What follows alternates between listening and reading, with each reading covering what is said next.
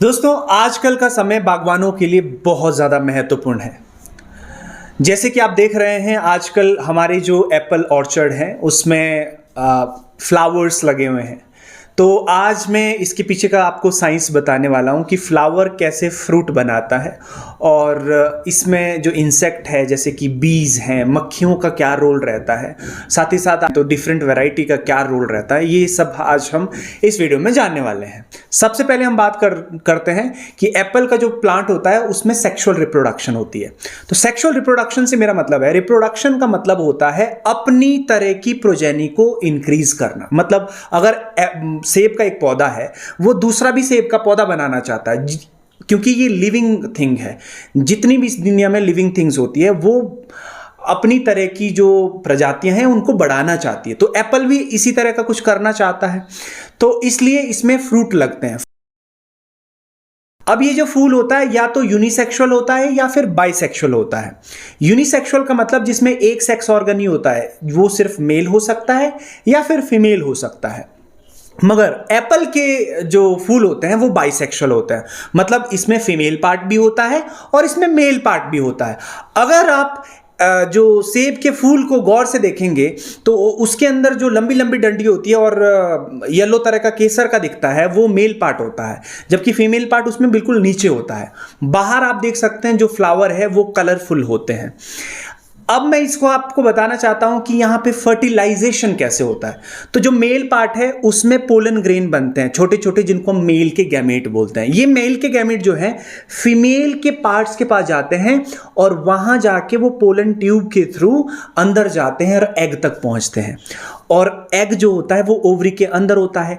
जैसे ही एग के साथ ये पोलन ग्रेन मिक्स हो जाते हैं उसको हम कहते हैं फर्टिलाइजेशन। अब फर्टिलाइजेशन के बाद जो ओवरी है वो फ्रूट बनाती है, और जिसको हम कहते हैं कि अपनी भाषा में कि सेटिंग हो रही है आजकल। तो सेटिंग के लिए या फिर ये पॉलिनेशन के लिए क्या बहुत ज़्यादा ज़रूरी है, ये भी मैं आपको बता देना चाहता हूँ कि जो हमारा रेड डिलीशियस सेब होता है उसमें क्रॉस पॉलिनेशन होती है। होता तो एक ही फूल के अंदर मेल और फीमेल पार्ट है, पर वो उसी फूल में फर्टिलाइजेशन नहीं हो पाती, मतलब ट्रांसफ़र नहीं हो पाता, पॉलिनेशन नहीं हो पाती।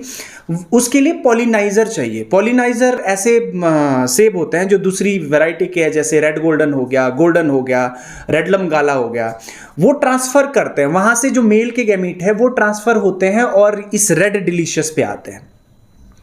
अब रेड डिलीशियस पे कैसे आएंगे? या तो हवा के साथ उड़ के आएंगे, पर हवा के साथ इतनी तेज़ी से उड़ के नहीं आते, मतलब बहुत ज़्यादा नहीं हो पाती। एप्पल फ्रूट में जितना भी फर्टिलाइजेशन होता है उसका 85% बीज के द्वारा होता है, मतलब मधुमक्खियाँ जो हम अपने ऑर्चर्ड्स में लगाते हैं।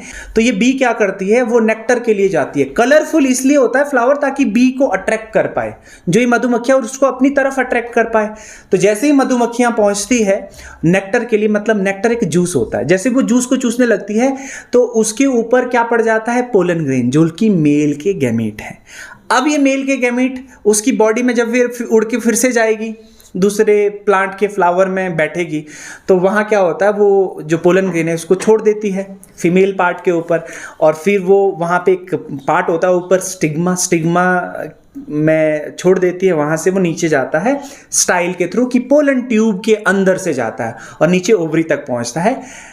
इस वजह से फिर वहाँ फर्टिलाइजेशन होती है। तो इंसेक्ट्स का बहुत इंपॉर्टेंट रोल होता है। सिर्फ बी ही नहीं, बटरफ्लाई होती है, बहुत सारे और इंसेक्ट्स आप देख सकते हैं आजकल बहुत ज़्यादा होते हैं आपके ऑर्चर्ड में। फ्रूट सिर्फ फर्टिलाइजेशन से ही नहीं बनता, कई बार विदाउट फर्टिलाइजेशन के भी फ्रूट बनता है एप्पल में, जिसको बोलते हैं पार्थिनोकार्पिक फ्रूट। ऐसा फ्रूट जिसमें पॉलिनेशन की आवश्यकता ही नहीं पड़ती। तो आपने सुना होगा PGR, प्लांट ग्रोथ रेगुलेटर। वैसे तो प्लांट ग्रोथ रेगुलेटर 5 तरह के होते हैं प्लांट में, ऑक्सिन, जिब्रेलिन, साइटोकाइनिन, इथाइलिन और एब्सिसिक एसिड, ये 5 होते हैं। तो जो हम PGR डालते हैं, जिसका ज़्यादातर बागवान बोलते हैं कि PGR है, PGR वो कौन सा है, वो जिब्रेलिन होता है। और जिब्रेलिन प्लांट ग्रोथ रेगुलेटर, ये प्लांट खुद भी सिक्रेट करता है और हम इसको बाहर से भी देते हैं अगर हम एक्स्ट्रा कुछ करवाना चाहते हैं प्लांट से। तो स्ट्रेस में भी प्लांट इससे पड़ जाता है, ऐसा नहीं कि ज़बरदस्ती बाहर से बहुत हाई अमाउंट में आप डाल दो। तो इससे क्या होता है, एक तो जो प्लांट जो फ्रूट उसके बाद बनता है वो लंबा हो जाता है। दूसरा जो ये प्लांट ग्रोथ रेगुलेटर है जिब्रेलिन, ये पार्थिनोकार्पिक फ्रूट बनाने में भी हेल्प करता है, मतलब इसमें फर्टिलाइजेशन की फिर ज़रूरत नहीं रहती, तो सीडलेस फ्रूट बनेगा इस तरह का। साथ ही साथ फ्रूट को लंबा करने में और उसको शाइन देने में भी हेल्प करता है।